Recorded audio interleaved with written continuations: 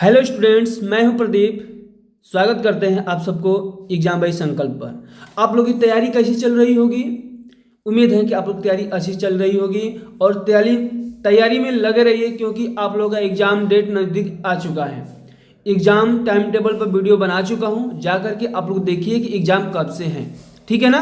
फिर भी मैं बता दे रहा हूं कि आप लोगों का 18 फरवरी से एग्ज़ाम शुरू हो रहा है। आप लोग जोरों शोर से लगे जाइए, ठीक है ना। जोर शोर से अपनी तैयारी में लग जाइए। और मैं आप लोगों को फिर से एक वीडियो निबंध पर लेकर आया हूँ।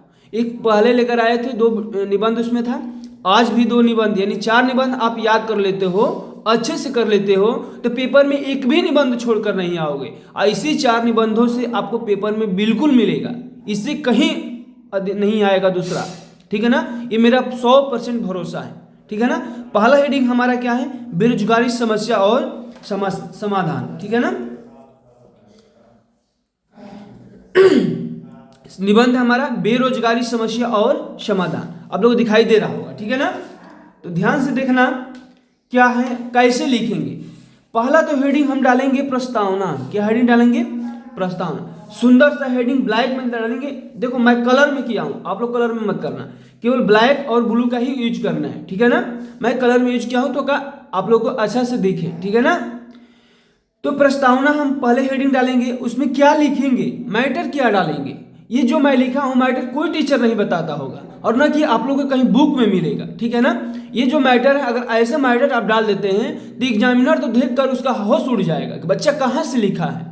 अगर होश ना उड़ जाए उसका तो नंबर एकदम फुल नंबर देगा और एक भी नंबर आप लोग को नहीं कटेगा, ठीक है ना। देखो कैसे, भारतीय एक विकासशील देश है। जो भारत है वो एक विकासशील देश है। यहाँ की जनसंख्या बहुत अधिक, लेकिन रोजगार के अवसर सीमित हैं। क्या है?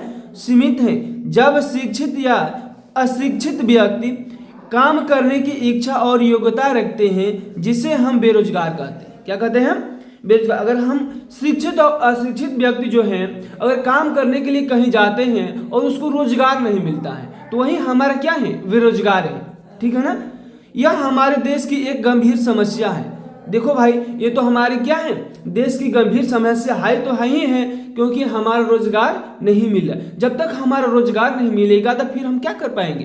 किसी को हम अपने बच्चे को पढ़ा नहीं पाएंगे, अपनी परिवार को चला नहीं पाएंगे, ठीक है ना। अगला हेडिंग क्या डालेंगे? मेन हेडिंग पर ही नंबर मिलता है आपको, ठीक है ना।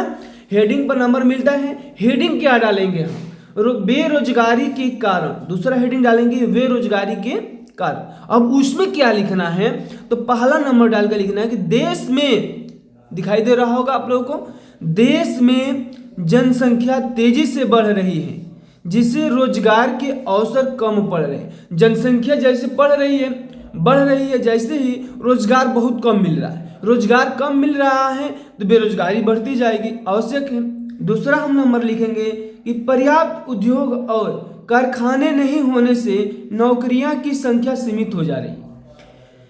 तीसरा लिखेंगे हमारी शिक्षा प्रणाली रोजगारों उन्मुख नहीं है, यह केवल डिग्री देने पर केंद्रित है। अब बताओ, जो शिक्षा प्रणाली है, जो शिक्षा प्रणाली ये हमारे रोजगार देने पर क्या है? केंद्रित नहीं है, यानी रोजगार नहीं दे रही है, केवल शिक्षा और डिग्री बनाते जाओ और तैयार करते जाओ, उसके बाद से ये आपका दे नहीं पा रही है, ठीक है ना। तो सबसे तो हमको सरकार से यही है, या आप लोग पढ़िए बट उसको रोजगार लीजिए। क्या लीजिए? रोजगार। जब तक आप रोजगार नहीं लेंगे तो फिर क्या होगा? बेरोजगार ही कहलाएंगे। अब देखिए, बेरोजगारी के दुष्परिणाम, यानी बेरोजगारी से क्या क्या परिणाम हो सकते हैं अगर बेरोजगार आप हैं तो, ठीक है ना। इसमें भी पहला लिखेंगे कि गरीबी और अपराध। देखो कैसे लिखेंगे, गरीबी और अपराध बढ़ते हैं। इससे क्या होते हैं? गरीबी और अपराध। जैसे मान के चलो हम बेरोजगारी हैं, किसी की हत्या करने के लिए, किसी को कुछ करने के लिए हम पैसा लेंगे तो वह हमारी क्या हो जाएगा? अपराध बढ़ता जाएगा और गरीबी भी आती जाएगी। देश की आर्थिक प्रगति रुक जाएगी। जो प्रगति हुए वो क्या हो जाएगी? रुक जाएगी। क्या होगी? रुक जाएगी। तीसरा हम लिखेंगे समाज में असमानता और असंतोष फैलता है। क्या फैलता है? असमानता और असंतोष फैलता है, ठीक है ना। तो ये हो गया आप लोग बेरोजगारी का दुष्परिणाम। इसका समाधान कैसे करेंगे? इसके अगला हेडिंग डालेंगे कि समाधान इसका हम कैसे करेंगे। तो परिवार नियोजन और जन जागरूकता के माध्यम से जनसंख्या को नियंत्रित किया जाए। ऐसा समझ में। अब देखो दूसरा हम क्या लिखेंगे, गांवों और छोटे शहरों में भी उद्योग धंधे स्थापित किए जाए। देखो बाबू बिल्कुल आप लोग ऐसे लिखना, ठीक है ना। मायने नहीं रखता है कि आप कितना लिख रहे हैं, मायने ये रखता है कि आप क्या लिख रहे हैं, एग्जामिनर को क्या दे रहे हैं आप, ठीक है ना। तो इसके अनुसार आप लिखेंगे, एग्जामिनर फुल में फुल नंबर देगा, ठीक है ना। तो आप लोग लास्ट हेडिंग हमारा क्या है बाबू, तो लास्ट हेडिंग है आपका उपसंहार। क्या है, उपसंहार। उपसंहार हम कैसे लिखेंगे, देखो कैसे लिखेंगे उपसंहार। हम कैसे लिखेंगे, दिखाई दे रहा होगा आप लोगों को उपसंहार। देखो क्या दिया है, उपसंहार में पहला हेडिंग हम मैंने पहला उपसंहार में पहला हम लाइन क्या लिखेंगे हम, देखो थोड़ा सा मिस्टेक हो रहा है, इधर उधर कैमरा हमारा चल रहा है, ठीक है ना, थोड़ा सा ध्यान देंगे सही हो जाए, कोई दिक्कत नहीं है, ठीक है ना। देखो बेरोजगारी एक राष्ट्रीय समस्या है, ठीक है ना। बेरोजगारी क्या है, राष्ट्रीय समस्या है जिसका समाधान सरकार और नागरिकों दोनों के संयुक्त प्रयास से संभव है। मान के चलो सरकार कर रही है और आप नहीं कर रहे हैं तो ये होगा नहीं, आप कर रहे हैं सरकार नहीं कर रही है तो फिर नहीं होगा। अब देखो सरकार योजनाओं को ईमानदारी से लागू करे तब जाकर भारत बेरोजगारी से मुक्त होगा। तो ये आप लोग का पहला क्या था, निबंध था, ठीक है ना। अब हम आएंगे दूसरा निबंध, ठीक है ना, लास्ट निबंध है हमारा इस वीडियो का, ठीक है ना। अब देखो ये तो आपका पेपर में मिलेगा ही मिलेगा, ठीक है ना। आ जाइए एकदम नजदीक और देखिए इसको, ठीक है ना। 100% पेपर में आने वाले निबंध है, रट्टा मार जाओ, आतंकवाद की समस्या एवं समाधान। आतंकवाद की समस्या एवं समाधान ये मेरा निबंध है, ठीक है ना। ये 2026 में पेपर में छपने वाला ही है, ठीक है ना। इसको भी कैसे लिखेंगे, इसका भी पहला हेडिंग डालेंगे हम प्रस्तावना। क्या डालेंगे, प्रस्तावना। प्रस्तावना में क्या लिखेंगे, आतंकवाद एक ऐसी बुराई है जिसने पूरे विश्व को हिलाकर रख दिया है।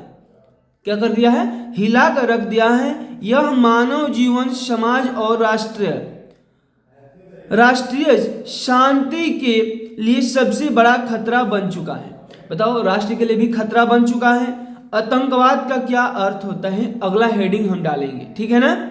इसमें लिखेंगे आतंकवाद, ये ब्लैक पेन से लिखना है। शब्द आतंक से बना है, किससे बना है, आतंक से बना है, जिसका अर्थ है भय या डर। बस इतना ही लिखेंगे इसमें, ठीक है ना। अब लिखेंगे आतंकवाद का कारण। क्या लिखेंगे, आतंकवाद का कारण। आतंकवाद के कारण में पहला लिखेंगे कि सत्ता प्राप्ति की लालसा और अलगाववादी विचारधारा आतंकवाद का बढ़ावा देती है, ठीक है ना। अगला हम करेंगे धर्म के नाम पर लोगों को भड़काया जाता है और नफरत फैलाई जाती है। तीसरा हम लिखेंगे कुछ देश अपने स्वार्थ के लिए दूसरे देशों में आतंकवाद को बढ़ावा देते हैं। अगला हेडिंग क्या डालेंगे, ध्यानपूर्वक और अच्छे से देखते जाइए, ठीक है ना। अगला हेडिंग हम क्या डालेंगे, अगला हेडिंग यही मेन हेडिंग ही है, आप लोगों को बार बार कह रहा हूं, आतंकवाद का परिणाम। क्या है, आतंकवाद का परिणाम। इसका परिणाम क्या निकलेगा, जो आतंकवादी बन रहे इसका परिणाम क्या होगा ये हम देखेंगे। इसमें लिखेंगे हम पहला निर्दोष लोगों की जाने जाती है। दूसरा लिखेंगे देश की आर्थिक प्रगति रुक जाती है। तीसरा लिखेंगे देश की एकता और अखंडता पर खतरा मंडराता है, ठीक है ना, खतरा होता है। आतंकवाद का समाधान, आतंकवाद का समाधान कैसे करेंगे ये हमारा जरूरी है, ठीक है ना। ये हेडिंग तो छोड़ना ही मत, एक दो बीच में छोड़ भी सकते हैं, लेकिन हमारा हेडिंग कोई भी छोड़ने वाला नहीं है, ठीक है ना। एग्जामिनर तो देखेगा तो इतना देखेगा ना, वो लॉलीपॉप चूसते रह जाएगा, दांतें अंगुली दबा करके रख लेगा, ठीक है ना, कि बच्चा कहाँ से लिखा है। लोगों को आतंकवाद के खिलाफ जागरूक किया जाना चाहिए। युवाओं को उचित रोजगार मिलने पर गलत रास्ते पर नहीं जाएंगे। जब युवाओं को रोजगार मिलेगा तो गलत रास्ते नहीं अपनाएंगे। सभी धर्म और जाति की एकता और भाईचारों को भावना होनी चाहिए, ठीक है ना। अब लास्ट हेडिंग क्या रहेगा हमारा, तो लास्ट हेडिंग हमेशा उपसंहार में दिया जाता है। क्या दिया जाता है, उपसंहार में दिया जाता है। अब उपसंहार लास्ट हेडिंग रहेगा हमारा हर एक निबंध में, ठीक है ना। उपसंहार आतंकवाद एक ऐसी वैश्विक समस्या है जिसे केवल किसी एक देश के प्रयास से समाप्त नहीं किया जा सकता है। इसके लिए सभी देशों को मिलकर कदम उठाने होंगे। ठीक है ना।